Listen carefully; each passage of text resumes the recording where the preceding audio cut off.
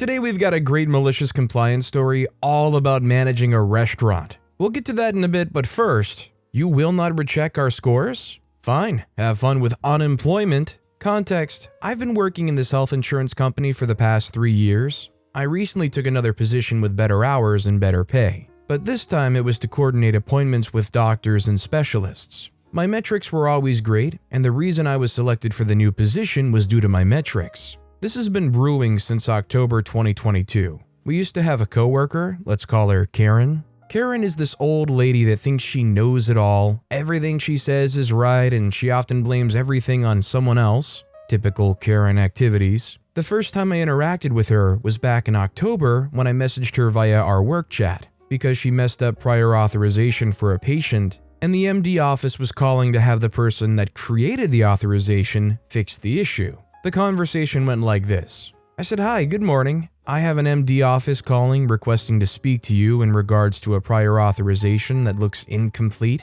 Karen says, "And you couldn't help them? This is a call center you're supposed to help, and I don't even know who that MD is." I said, "You're correct, this is a call center. However, you created the authorization, and as you know, I cannot fix authorizations that were not created by me. And also, they'll likely speak with you specifically." I also provided her the patient record number and the MD office phone number. She said, "Well, I'm not available to talk to them."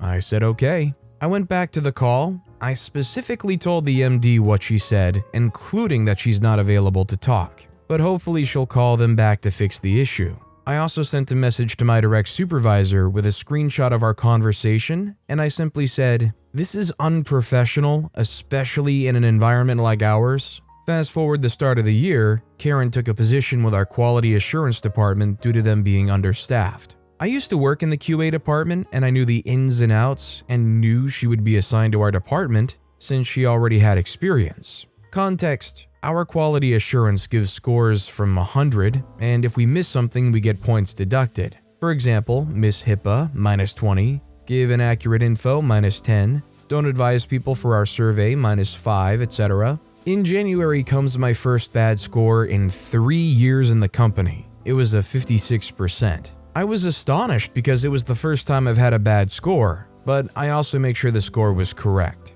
Our company gives us the choice to listen to our calls just to be sure, just in case the quality agent made a mistake. I listened to my call and I did everything right. I completed the information, provided good service, and I asked the PT if they need assistance with anything else and provided a closing script. On the quality note, it was stated that I didn't offer any help, and that I didn't even complete HIPAA. I sent it to my supervisor, and he stated that when I offered the closing script, the patient asked something, and I replied and disconnected the call. Okay, I still said the closing script, and his question and my answer lasted literally 5 seconds. My supervisor still went to her and managed to fix the score to 95% because she felt like I didn't provide a survey. If someone's worked in a call center, you know that metrics are everything, and one bad thing will quickly not get you your monthly bonuses. And on top of that, we get our butts handed to us by management because if we don't achieve the metrics, they also don't get bonuses. I took screenshots of our conversation and saved it in a file, then I sent it to my personal email since I know our IT department is known for deleting anything that is not a working system or appropriate. Fast forward 3 days ago, or April 18th, I had received several scores ranging from 85 to 80% and only one 100% score. The 100 score I received because Karen wasn't the one who audited my call and the other person found everything alright. But the 85% looked fishy since the first thing you see is the patient name. I quickly remembered the call because the person was funny and I enjoyed the call. I listened to the call, and of course, I did everything perfectly. However, Karen put on the system that she deducted 10 points for not telling the patient that he had a copay for the visit and another 5 points for extending the call. What? I contacted my supervisor and let him know what had happened. However, I didn't receive a response. I was confused, so I sent a message to a coworker who told me that they'd been having the same issue with Karen with inaccurate audits, and the department not achieving their monthly goals due to it. Since my supervisor didn't reply, I did what everyone does when management doesn't reply. I messaged Karen, and I sent her a message that just said, "Hey, I've seen some inaccurate audits and I would like to know if you could recheck them, since I listened to the calls and everything was done properly." The reply I received was, "All audit scores are final and it cannot be appealed." I knew it was a lie since I'd worked with quality before and I know it could be changed. I replied, I worked in that department for 1 year, and I know it could be rechecked and reversed, right?" Karen said, "Your previous position is irrelevant in this matter. If you don't like the score, you can go ahead and submit a complaint to my supervisor." I replied, "Okay, have a good day," knowing that her supervisor knows me really well. Cue malicious compliance. I just didn't create one formal complaint. I created one complaint for each time she scored me incorrectly. Not only that, but I also told my 19 coworkers what she said and advised them that if they would like their scores overturned and rechecked, they could send a complaint to her supervisor, but only to send one complaint per bad score. Also, to let you guys know, we don't get one audit a month. No, we get audited 10 times per month. In the span of 24 hours, her supervisor must have received around 200 complaints from our department, complaining for one person, Karen. The first complaint was mine with Karen's conversation, saying that all decisions are final and that she cannot recheck or overturn, and also saying to submit a complaint to her supervisor. Her supervisor sent me a message saying that they'll evaluate all the complaints and scores, and we will be receiving a message. That was on Monday, April 17th. Tuesday, we didn't get any messages. Wednesday, I couldn't go to work due to my illness. But today, on 4/20, I received a message from her supervisor stating that my scores have been reviewed and properly scored, and also stating that my supervisor will be under investigation because any complaint should be submitted to his manager, and he never submitted anything, and that the employee has been terminated. But the best part is logging into our chat and seeing Karen's profile with no pictures, and instead of her name, it only said unknown user. The morale of our group is better, and I hope we don't have issues again.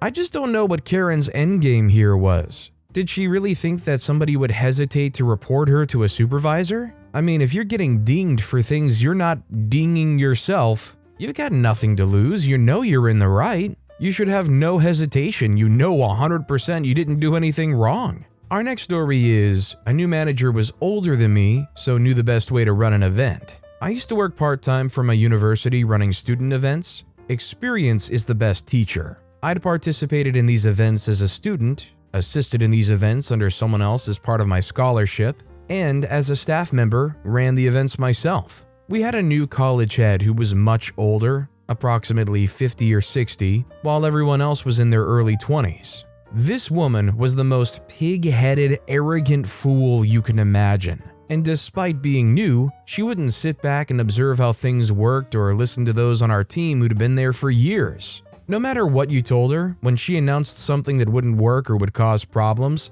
the answer was the same. "I'm older, so I know best." Didn't matter if it would take you longer to do it her way, or in one case, if it was technically illegal. Of course, mistakes that we'd warned her would happen were always someone else's fault or swept under the carpet. During event planning, one look at the schedule told me she hadn't allocated the team properly. Email exchange. I said, probably not a good idea to have the whole team in an hour before the event, most of them standing around doing nothing. Best to get 5 or so people in for setup, most of the team in for running the event, and hold back another 3 to 4 for cleanup. The college head said, "No, I want everyone in helping out equally an hour before the event." I said, "They're only meant to do 2 hours work per event. If you have them an hour early for a 2-hour event, that's 3 hours. They'll all leave before cleanup.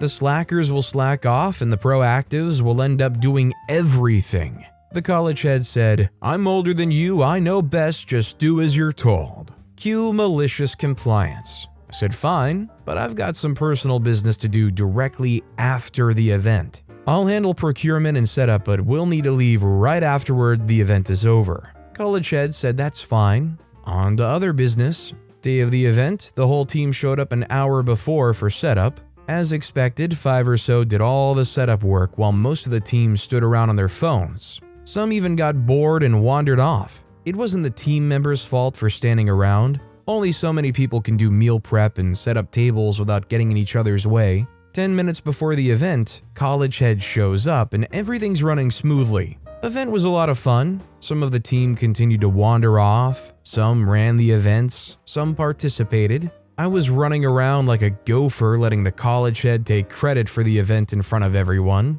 Not doing any work, mind you, but taking credit for it. I made sure to remind her I had to leave right at the end of the event for personal business in front of the other college heads several times. To be extra spiteful, I neglected to stop several team members from wandering off who had done no work other than standing around talking and eating, and encouraged several people who had definitely done 2 hours worth of work to call it a night and thank them for their help. Forgetful me, I also didn't tell team members standing around during events to start cleaning up as things were finishing. All the free food was gone, all the games were over, both students and team members were wandering off into the night, and all of a sudden, the college head said, "Wait, where are you going? There's so much mess and we've got to put away all the tables and tidy up all the different games, but everyone's left." I said, yes, we probably should have saved up a few team members to do cleanup, but they've already done their 2 hours.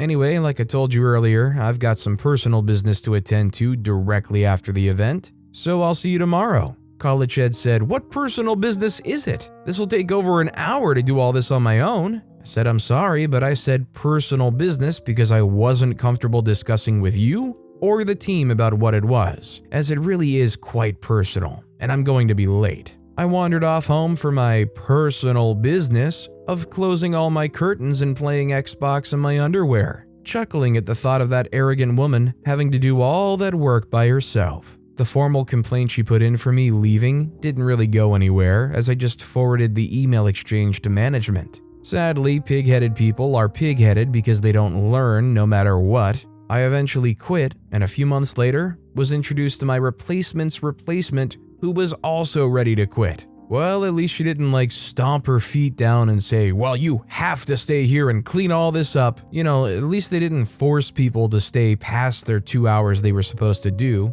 Just a really good learning lesson to maybe listen to some advice. Our next story is managing a restaurant. Let me take you back to 2006. Managing a popular bar and grill on the waterfront made famous in the chase scene from Meet the Fockers. One Friday, a group of 3 come in around 7 p.m. 1 man and 2 women, all late 50s, early 60s. They're seated in our back room at a table for 4. Water is poured, bread is served, homemade and fresh. As one of my waitstaff, a young lady named Mary Beth Nape, a knockout blonde I had a crush on, was approaching the table for drink orders, one of the females spilled her water, proceeded to blame and berate my waitress along with the 2 other guests, which left a very hard-working young lady in tears. I catch her running through the kitchen, tell her to head out back and toss her a smoke and just go chill, tell the other crews to mind her section. I proceeded to the table to inquire. Speaking with the table, I smooth things over and inform them I'm replacing the waitress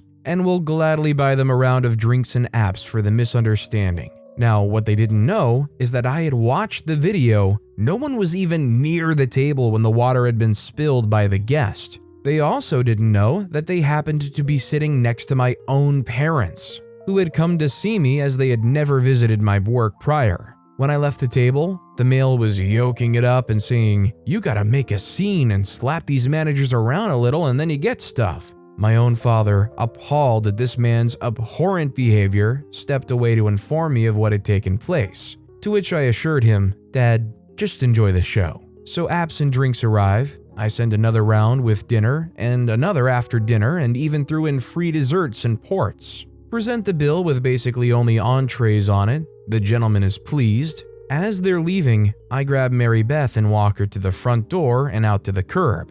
The customers pull out, make it 20 feet to the stop sign, and bam!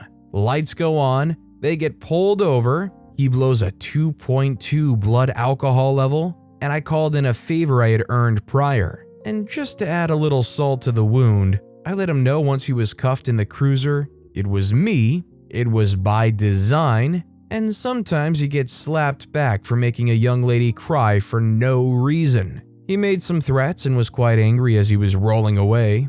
Needless to say, Mary Beth was pleased, my father was proud, and that guy didn't get out till Monday because it was holiday weekend. The two hags that were with him had no ride or money, so they walked their disgusting selves back to whatever rock the freak they crawled out from. Hope you enjoyed. Now I just want to know what OP did to get a favor that they're willing to go and do this. It's kind of predatory from a police standpoint, but honestly, if you blow a 2.2, you should not be anywhere near driving on the road regardless. But with that being said, that's all the time we have for today. Now, if you want to hear another awesome malicious compliance story, check out that video on the left. Or if you missed my latest video, check out that video on the right. That said, I'll see you all next time with some more stories.